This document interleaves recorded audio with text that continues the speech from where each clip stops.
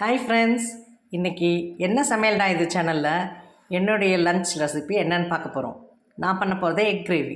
இது சிம்பிளான எக் கிரேவிங்க. என்னுடைய மெத்தடில் எப்படி பண்ணுறதுன்னு பார்ப்போம்.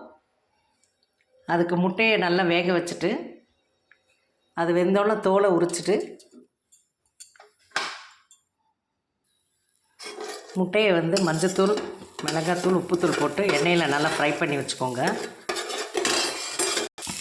அதுக்கப்புறம் அதே வானலில் கொஞ்சமாக ஆயில் ஊற்றி ஜீரகம் கொஞ்சம் பொரிஞ்சோன்னே வெங்காயம், பூண்டு, பச்சை மிளகாய், ஒரு 2 பச்சை மிளகாய், கருவேப்பிலை போட்டு நல்லா ஆயிலில் நல்லா ஃப்ரை பண்ணிவிடுங்க.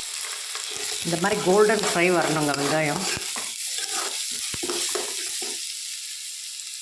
அதுக்கப்புறம் இஞ்சி பூண்டு கொஞ்சமாக போட்டுக்கோங்க. இஞ்சி பூண்டு அது நல்லா வதங்கணுங்க. பச்சை வாசனை போகிற வரைக்கும் நல்லா வதக்கி விட்டுருங்க. அதுக்கப்புறம் ஒரு தக்காளி, நல்லா பெரிய தக்காளி 1 அதையும் இதோடு சேர்த்துருங்க. இதுவும் நல்லா பச்சை வாசம் போகிற அளவுக்கு நல்லா தொக்கு கன்சிஸ்டன்ஸில் வர மாதிரி நல்லா வதக்கிக்கோங்க. இந்த மாதிரி நல்லா எண்ணெயிலே நல்லா பிரட்டிக்கணுங்க. நல்லா தொக்கு பண்ணி வரணும். இதிலே ஒரு வெங்காயம், ஒரு தக்காளி நல்லா நைஸாக அரைச்சதை இதிலே சேர்த்துக்கோங்க. இது என்னுடைய மெத்தட்லங்க. நல்லா டேஸ்ட்டாக இருக்குங்க. இது நல்லா கிரேவியாக வரணும். இந்த மாதிரி நல்லா எண்ணெயிலே நல்லா இது பண்ணி வச்சுருக்கேன். சூப்பராக கிரேவி மாதிரி வந்தோன்னே இந்த சமயத்தில் மஞ்சத்தூள், மிளகாத்தூள், தனியாத்தூள், ஜீரகத்தூள், கரம் மசாலா இது எல்லாத்தையும் அப்படியே போட்டு வதக்கிடலாம்.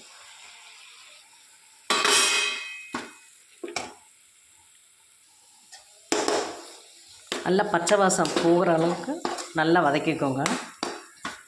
இதிலே கொஞ்சமாக உப்பு கொஞ்சம் போட்டுக்கோங்க, டேஸ்ட்டுக்கு ஏற்ற மாதிரி. நல்லா வதக்கிக்கோங்க. நல்லா பச்சை வாசனை போகணுன்னு இதில் ஒரு கிளாஸ் வாட்டர் ஆட் பண்ணிவிடுங்க.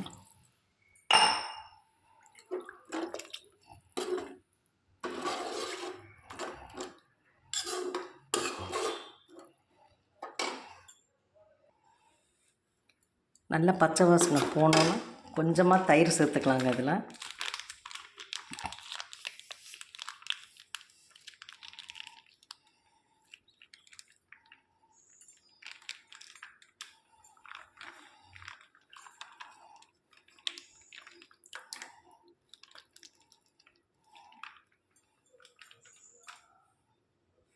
தயிர் போட்டோன்னா கொஞ்சமாக திக்னஸ்க்காக, டேஸ்ட்டுக்காகவும் அந்த தயிர் கொஞ்சம் தயிர் ஊற்றி அது நல்லா கரைஞ்சோன்னா அந்த திக்னஸ் பார்த்துக்கோங்க. உங்களுக்கு எவ்வளோ தேவையோ அதுக்கேற்ற மாதிரி தண்ணி ஊற்றிக்கலாம்.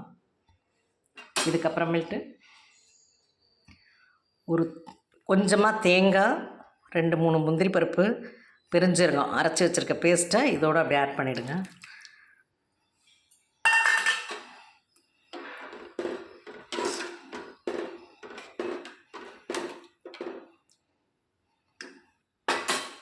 உப்பு பார்த்துக்கோங்க. இப்போ பாருங்கள், குழம்பு நல்ல கிரேவி சூப்பராக வந்துருச்சு. இப்போ இந்த சமயத்தில் உப்பெல்லாம் நல்லா டேஸ்ட் பார்த்துட்டு ஒரே ஒரு முட்டையை இதே மாதிரி எடுத்து அப்படியே அதில் ஊற்றி விட்ருங்க. இப்போ கிளற வேண்டாம், அப்படியே விடுங்க. சிம்மில் வச்சுக்கோங்க. இப்போ பாருங்கள், இந்த ஸ்டேஜில் முட்டை 1 உடச்சி ஊற்றினோன்னா நல்லா கொஞ்சம் திக்காகவே வருங்க. திக்னஸும் வரும், நல்லா டேஸ்ட்டாகவும் இருக்கும். இப்போ நம்ம எண்ணெயில் வறுத்து வச்சுருக்க இந்த முட்டையை இதோடு போட்டுருங்க.